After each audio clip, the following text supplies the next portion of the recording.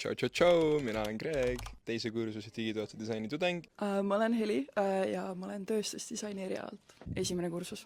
ja ma vastan 6 disaini küsimusele. Milline on olnud minu kõige põnevam projekt EKA-s?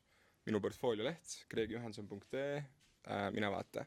Meie töömaterjalis projekt, kus me saime ise teha endale mingi mööblieseme ja ma tegin riiuli.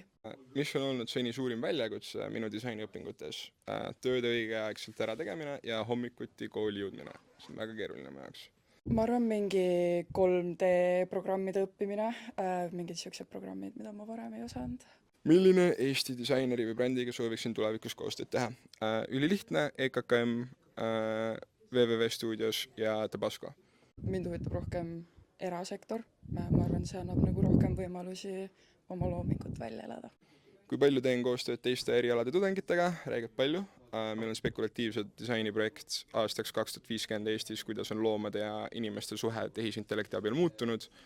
Seal on 2 graafilise disaini tudengit ja 2 digitoote disaini tudengit. Näiteks esimesel kursusel joonistamist ja mingit kompat, aga digiga suht igapäevaselt koos. Kuna me saame suht laialt nagu haridust igast lahedatelt erialadelt, siis iseenesest peaks nagu saama ise hakkama, aga kui sa tahad, siis ma arvan just see eriala on niisugune, kus võiks ka teistega suhelda.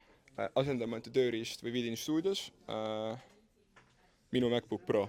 Näiteks paberid või joonlauad, kapa, väga hea materjal, siuksed asjad. Kapa on see super makettide tegemiseks. Meil tuleb väga palju materjali kooli poolt, mis on hästi tore.